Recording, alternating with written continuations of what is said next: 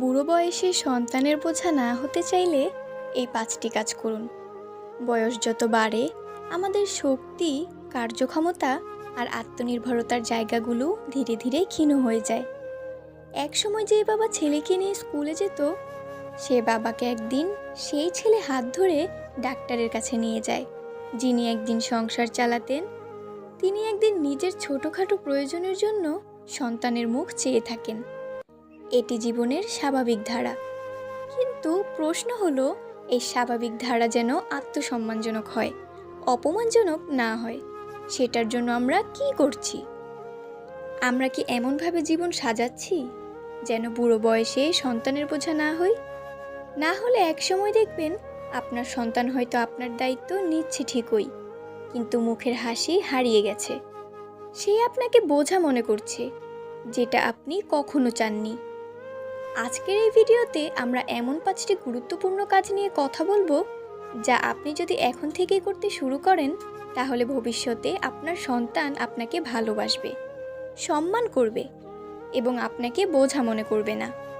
আপনি হবেন সম্মানিত একজন অভিভাবক, বোঝা নয়। তাহলে চলুন সে 5টি গুরুত্বপূর্ণ কাজ নিয়ে আলোচনা করা যাক।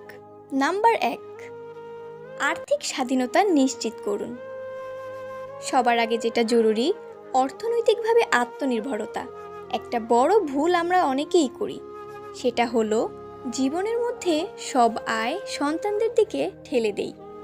সন্তান বড় হোক, সংসার সামলাক, সব ঠিক, কিন্তু নিজের জন্য নিজেরই কিছু রেখে দেওয়া উচিত। নিজের জন্য কিছুই রেখে দেই না, ভাবি ছেলেমেয়েরা আমাদেরকে দেখবে, কিন্তু বাস্তবতা ভয়ঙ্কর।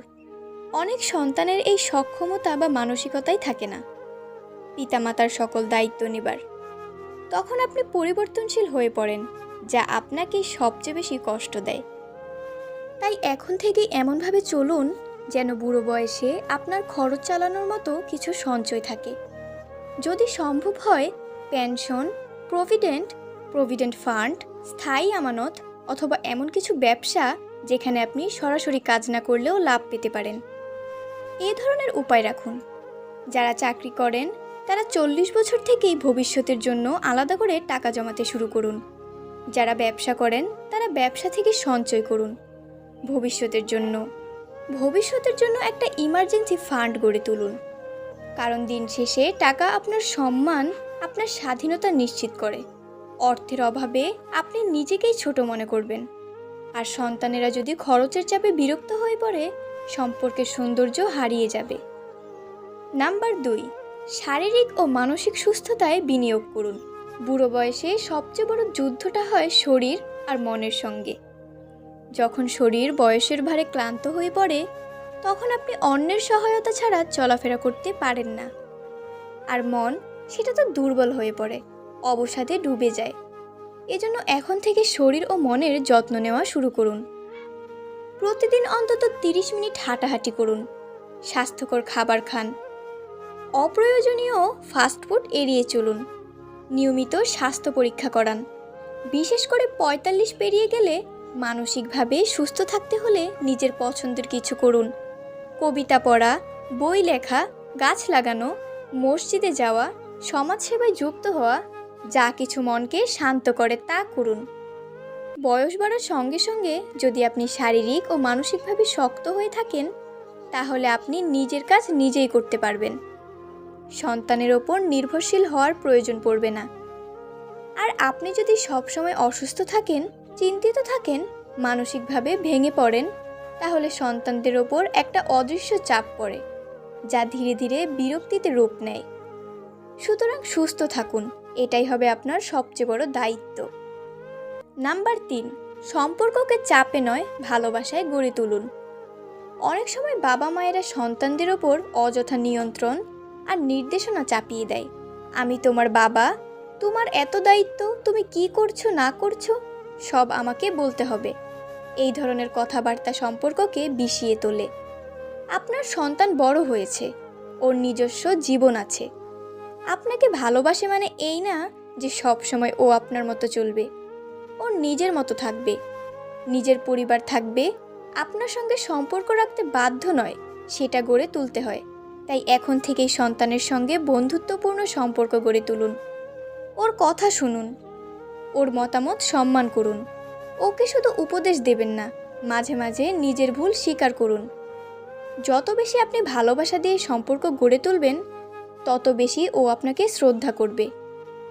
আর যত বেশি আপনি সম্পর্কের ওপর কর্তৃত্ব চাপাবেন, তত বেশি সে আপনার কাছ থেকে দূরে সরে যাবে। একটা কথা মনে রাখুন, বুড়ো বয়সের সন্তান যদি আপনাকে বোঝা ভাবে, তাহলে আপনি হয়তো নিজের জীবনে কোথাও না কোথাও এমন কিছু করেছেন যেটা সম্পর্ককে ভারী করে দিয়েছে। নাম্বার 4, নিজের ব্যক্তিত্ব ধরে রাখুন। সব কিছুতে হস্তক্ষেপ করবেন না। অনেক বাবা মা রয়েছে যারা বুড়ো বয়সে এসে সন্তানের সংসারে হস্তক্ষেপ করা শুরু করেন। ছেলে কি কিনলো, বউ কি পরলো, কার সঙ্গে দেখা করলো, সব কিছুতেই মতামত দেন। এতে সমস্যা হয়, সন্তান বিরক্ত হয়, পুত্রবধূ বা কন্যা জামাই রাগ করে, পরিবারে অশান্তি বাড়ে। আপনি যদি সবসময় হস্তক্ষেপ করেন, তাহলে একসময় সন্তান বলবে, বাবা তুমি থাকো, কিন্তু নিজের মতো থাকো। এই নিজের মতো মানে অনেক সময় এক ঘরে করে দেওয়া, একা করে দেওয়া। এই অবস্থা থেকে বাঁচতে হলে আপনাকে নিজের ব্যক্তিত্ব বজায় রাখতে হবে। অন্যের সংসারে কমেন্ট করা, হুকুম করা, এই অভ্যাস ছাড়তে হবে। আপনার জীবন আপনার সন্তানদের জীবন। ওদের আপনি হবেন পরামর্শদাতা, পরিচালক নন। আপনি হবেন অভিভাবক, শাসক নন। নিজের একটা জগৎ তৈরি করুন, যেখানে আপনি বই পড়বেন, বন্ধুদের সঙ্গে সময় কাটাবেন, হয়তো কোনো সমাজসেবায় যুক্ত থাকবেন। এতে আপনি ব্যস্ত থাকবেন, সন্তানেরাও আপনাকে সম্মানের চোখে দেখবে। নাম্বার 5, ইবাদত ও আত্মিক উন্নয়নে মন দিন। বয়স বাড়ার সঙ্গে সঙ্গে মানুষ আল্লাহর দিকে বেশি ঝুঁকে পড়ে, এটাই স্বাভাবিক।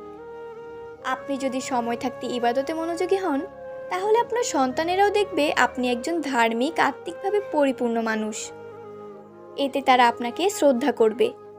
আপনি যদি 5 ওয়াক্ত নামাজ পড়েন, কুরআন তেলাওয়াত করেন, মসজিদে যান, ভালো কাজ করেন, তাহলে আপনার সন্তানেরাও শিক্ষা পাবে।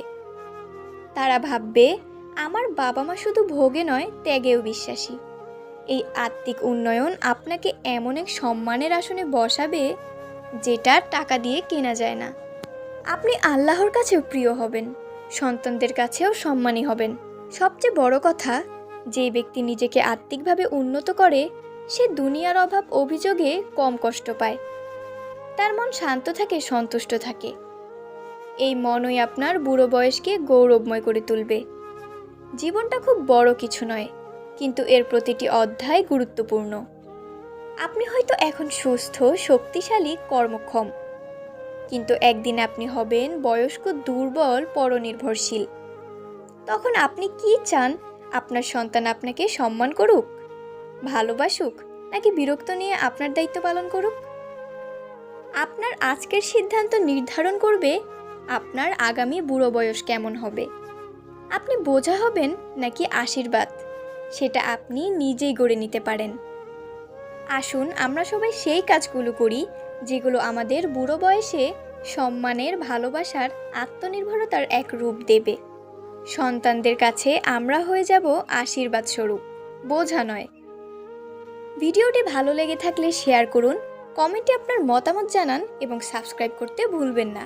দেখা হবে আবার পরবর্তী ভিডিওতে। ততক্ষণ ভালো থাকুন, সুস্থ থাকুন এবং আমাদের চ্যানেলের সাথেই থাকুন।